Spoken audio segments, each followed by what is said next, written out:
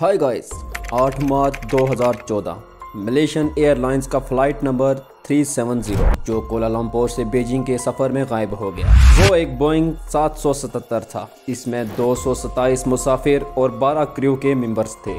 जहाज़ की तलाश इंडियन ओशन के मगरब से लेकर ऑस्ट्रेलिया के वेस्ट और सेंट्रल एशिया तक की गई, लेकिन इस हवाई जहाज़ के गायब हो जाने की कहानी ने इसे तारीख के मशहूर गायब हो जाने वाले हवाई जहाज़ों में शामिल कर दिया। अब बात करते हैं ये जहाज़ गायब कैसे हुआ और इसकी तलाश के लिए क्या क्या इकदाम किए गए। क्या जहाज़ मलेशिया की हुकूमत को मिल गया था? जानने के लिए वीडियो में बने रहिएगा।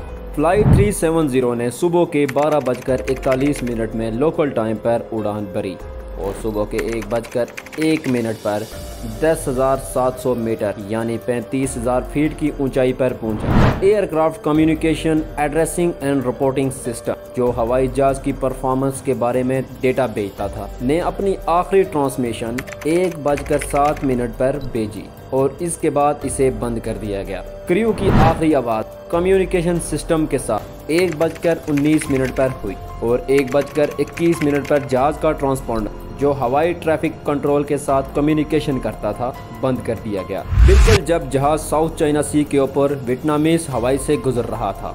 1:30 पर मलेशियन मिलिट्री और सिविलियन रडार ने जहाज की ट्रैकिंग शुरू की।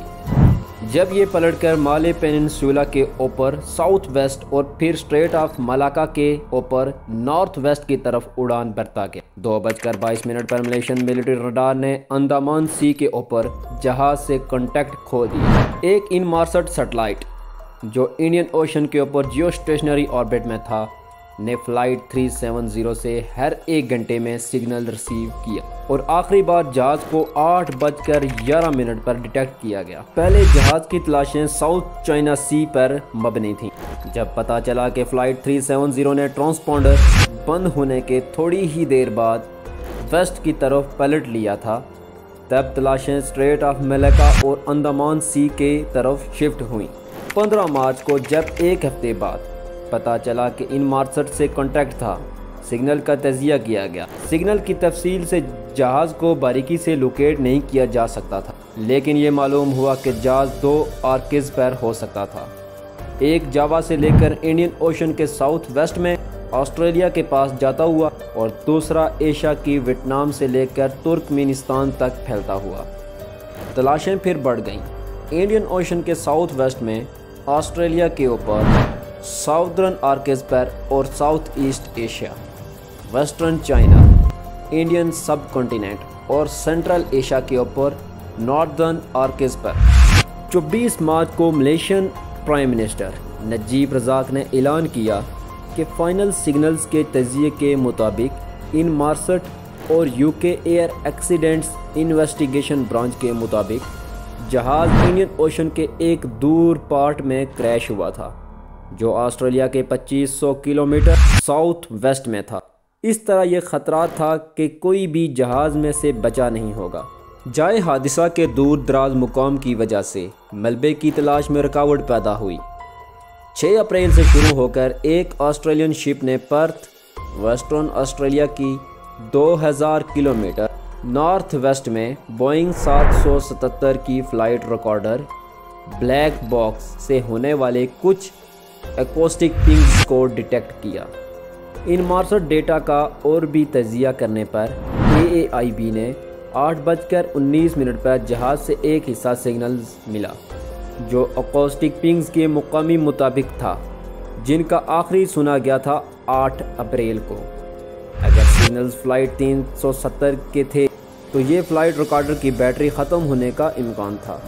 मज़ीद तलाशें एक रोबोटिक सबमरीन के इस्तेमाल से की गई, लेकिन पिंग्स को एक बड़े इलाके में फैला दिया गया था। सबमरीन ने कोई हवालात नहीं पाए। अब मलबे के मिलने की बात करते हैं कि M370 जहाज़ का मलबा कहाँ से मिला। मलबे का पहला टुकड़ा नहीं मिला था जब तक कि 29 जुलाई 2015 को, जब राइट विंग फ्लैपियरन को फ्रेंच आइलैंड रीयूनियन के एक बीच पर पाया गया, जो कि ऑस्ट्रेलियन अथॉरिटीज़ के द्वारा तलाश की जा रही इंडियन ओशन के इलाके से करीब 3700 किलोमीटर दूर था।